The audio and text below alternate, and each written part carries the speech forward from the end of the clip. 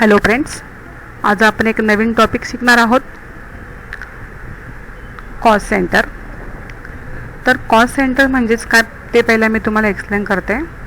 Cost centre म्हणजेच काय की आपल्या कंपनीमध्ये, आपल्या गोडाऊन्समध्ये असलेला जो स्टॉक किंवा गुड्स जेव्हा आपण सेल्स करण्यासाठी सेल्स बॉयज किंवा सेल्स गर्ल्स निवडतो आणि काय करतो, त्यांना बोनस पे करतो.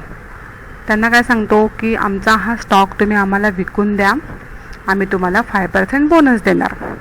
ठीक आहे. कधीकधी स्टॉक लिमिटेडमध्ये जास्त होतो, त्यामुळे आपल्याला तो सेल करण्यासाठी बाहेर द्यावा लागतो. फॉर एक्झाम्पल आपण पाहतोच की आपल्या दारावर कितीतरी असे सेल्स बॉय सेल्स गर्ल्स येत असतात काहीतरी प्रोडक्ट घेऊन, बरोबर. तसंच टाईपमध्ये आपला जर कंपनीमध्ये आपल्याला आपला प्रोडक्ट सेल्स करायचा असेल तर आपण कॉस्ट सेंटर क्रिएट करून तो त्यांच्याकडे देऊ शकतो आणि त्यांना बोनस पे करू शकतो. ठीक आहे. तर आज आपण काय करूया, एका नवीन कंपनीमध्ये कॉस्ट सेंटर क्रिएट करूया. एक कंपनी क्रिएट करूया. ठीक आहे. कंपनी क्रिएशन करू शकता किंवा तुमची एखादी ओल्ड कंपनी असेल त्याच्यामध्ये तुम्ही ते करू शकता. तर मी कंपनी क्रिएशनपासूनच घेते. ठीक आहे.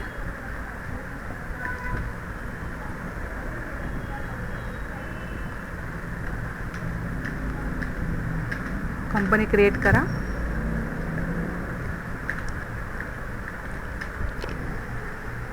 जो काही पिनकोड असेल कंपनी फॉर्म फिल करून तुम्ही तो ॲक्सेप्ट करा. हे झालं तुमचं कंपनी क्रिएशन. ठीक आहे. आता आपल्याला काय करायचं आहे, अकाउंटिंग फीचरमध्ये जाऊन मेन्शन कॉस्ट सेंटरला येस करायचं आहे. ठीक आहे. आता मी कंट्रोल एमने माझी स्क्रीन क्लोज करते. आता आपण जाऊया अकाउंटिंग इन्फॉर्मेशनमध्ये कॉस्ट सेंटर क्रिएट करण्यासाठी. पण त्याच्या अगोदर आपल्याला काय करावं लागेल, F11मध्ये अकाउंट फीचरमध्ये जाऊन आपल्या कंपनीमध्ये कॉस्ट सेंटरला येस करावं लागेल. ठीक आहे. इथे कॉस्ट सेंटरला येस करा. Enter enter enter enter enter. Okay. आपण कॉस्ट सेंटर एनेबल केलेला आहे. त्याच्यानंतर आपण आता काय करूया, कॉस्ट सेंटर क्रिएट करूया. त्यासाठी आपल्याला गेट ऑफ टॅलीला जायचं आहे. त्याच्यामध्ये अकाउंट इन्फॉर्मेशन, जसं आपण लेजर क्रिएट करतो तसंच टाईपमध्ये आपल्याला कॉस्ट सेंटर्स क्रिएट करायचे आहेत. क्रिएट. तर कॉस्ट सेंटर्स म्हणजेच काय की जे सेल्स बॉयज किंवा सेल्स गर्ल्स असतात त्यांचे आपल्याला इथे फॉर एक्झाम्पल म्हणून नाव टाकायचे आहेत. बरोबर. समज आता जय मोरे, राम भोसले, अमर पवार. ठीक आहे. हे झाले आपले कॉस्ट सेंटर्स. ठीक आहे. त्यानंतर आपल्याला आपल्या कंपनीमध्ये नवीन लेजर क्रिएट करायचे आहेत. नवीन लेजर अशासाठी कारण की आपण ओल्ड कंपनी नाही घेतलेली आहे, नवीन कंपनीवर वर्कआउट करतो. बरोबर. पुन्हा गेट ऑफ टॅलीमध्ये या, अकाउंट इन्फॉर्मेशनला जा, लेजर क्रिएट करा. तर ह्याचे काही लेजर्स असतात, ते लेजर आपण क्रिएट करूया. सेल्स, जर तुमची ओल्ड कंपनी असेल तर तिथे तुम्हाला लेजरचे म्हणजे ऑलरेडी आहेत ते करायची गरज नाही, आणि जे नवीन काही असतील ते तुम्ही बनवू शकता. सेल्स अकाउंट कॉस्ट सेंटरला यस करायचं. इथे तुम्ही इनवॉइस राउंडिंग ऑन करा. कॉस्ट सेंटरला यस करा, नॉर्मल राउंडिंग ठेवा. यस. तुमचा हा पहिला लेजर झालेला आहे. त्यानंतर बोनस. बोनस हा कंपनीसाठी एक्सपेन्स असणार आहे म्हणून तो इनडायरेक्ट एक्सपेन्सेस ठेवायचा आहे. इथे इनवॉइस राउंडिंग करा, कॉस्ट सेंटरला यस करा, नॉर्मल राउंडिंग ठेवा. त्यानंतर बँक. आपल्याला चेक पेमेंट करण्यासाठी बँकेची गरज असते म्हणून आपण एक आपल्या कंपनीमध्ये बँक बनवतो. ठीक आहे. बँक ऑफ अकाउंट, जी डिटेल्स असेल ती तुम्ही भरू शकता, नाही भरली तरी चालेल. ठीक आहे. त्यानंतर चौथा जो लेजर आहे आपला कॅश, तो ऑलरेडी बाय डिफॉल्ट असल्यामुळे आपण काय करायचं आहे, तो क्रिएट न करता आपण अल्टरमध्ये जाऊया आणि अल्टरमध्ये आपला कॅश लेजरला ऑन करून आपण फक्त इथे कॉल सेंटरला येस करूया. ठीक आहे, हे झाले तुमचे लेजर. आता काय करायचं आहे, आपल्या कंपनीमध्ये आपल्याला इन्व्हेंटरी क्रिएट करायची आहे. म्हणजे आपण ओल्ड कंपनी नाही घेतलेली आहे, आपण एक न्यू कंपनीमध्ये वर्कआउट करतो आहे. त्यामुळे आपल्याला इथे सर्व क्रिएट करावं लागणार आहे, कंपनी क्रिएशनपासून स्टॉक अँड इन्व्हेंटरी पण. ठीक आहे, आता आपण लेजर पण क्रिएट केले. आता आपण इन्व्हेंटरी क्रिएट करूया, आपल्या कंपनीचा स्टॉक ग्रुप बनवूया. ठीक आहे, आता एखादा शॅम्पू बनवते मी. ठीक आहे, मी कंट्रोल एमने क्लोज करते. आता आपण काय केलं, इथे स्टॉक ग्रुप बनवला.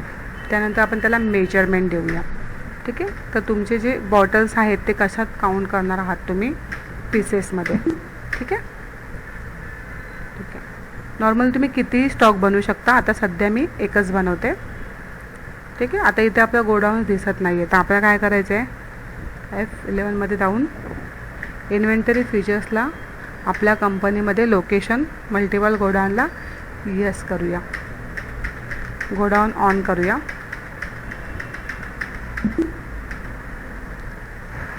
ठीक आहे, मी पुन्हा सांगते, मी क्लोज करण्यासाठी एस्केप प्रेस नाही करते, कंट्रोल एम प्रेस करते आणि मागे जाते.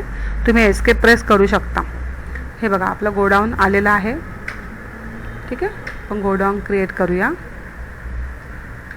ठीक आहे, कितीही गोडाऊन्स तुम्ही कितीही स्टॉक्स क्रिएट करू शकता, परंतु आता मी लेक्चरसाठी एकच घेते. ठीक आहे, नेहमी नॉर्मली जसं आपण स्टॉक क्रिएट करतो तसंच करायचं आहे आपल्याला. आता आपण स्टॉक आयटम क्रिएट करूया. तर आपल्याकडे कुठल्या कंपनीचे शॅम्पू आहेत. ठीक आहे, समज पॅन्टीन काय आहे, शॅम्पूज आहेत, पीसेस आहेत. इथे तुमच्याकडे किती क्वांटिटी आहे, तर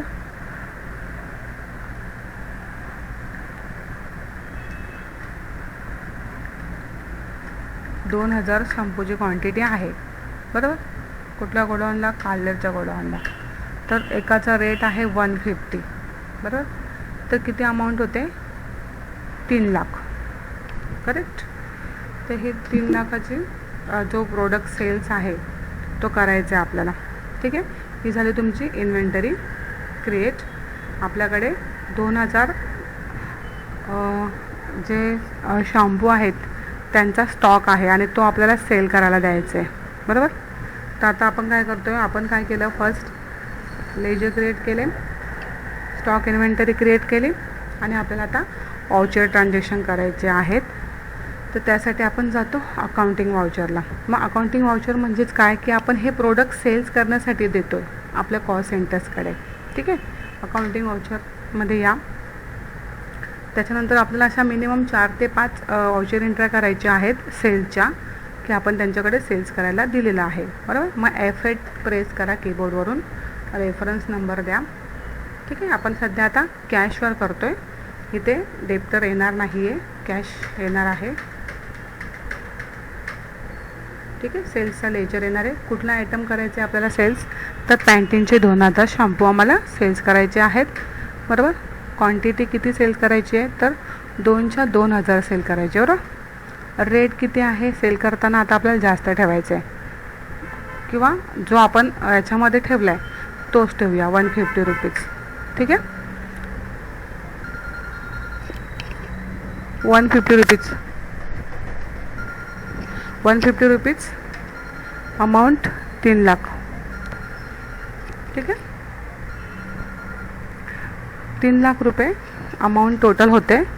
आता आपल्याला काय करायचं आहे, एंटर प्रेस करायचं आहे, 1 2 3 4.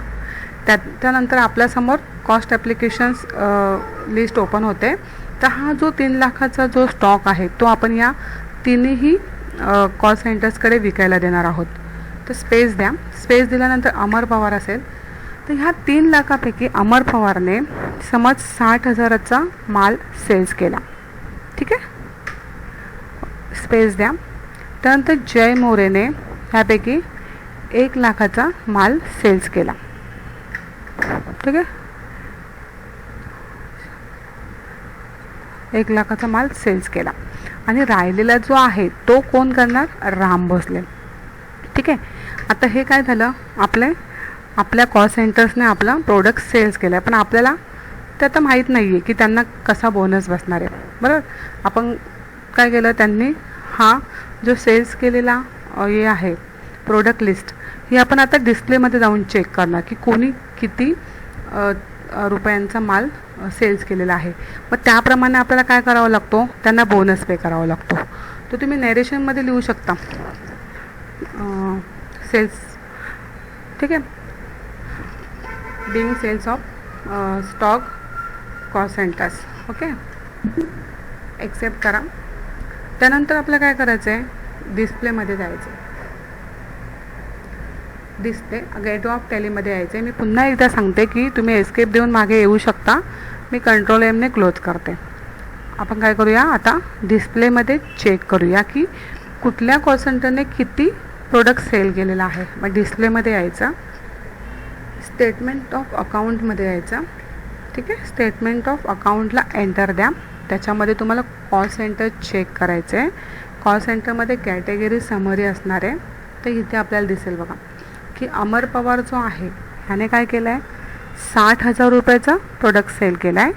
जय मोरेने 1 लाख आणि राम भोसलेने 1,40,000चं केलं आहे. बरोबर, आता ह्याप्रमाणे आपल्याला काय करायचं आहे, यांना बोनस पे करायचं आहे. म्हणजे 60,000वर जर आपण 5% बोनस देतो तर ह्याला किती अमाऊंट पे करेल कंपनी बोनस, ते आपल्याला आता पाहायचं आहे. तर आपण काय करूया, कॅल्क्युलेटर ऑन करूया. कीबोर्डवरून कंट्रोल एन प्रेस करायचा. कीबोर्डवरून कंट्रोल एन प्रेस करा. इथे पहा खाली तुमचं कॅल्क्युलेटर ऑन होईल.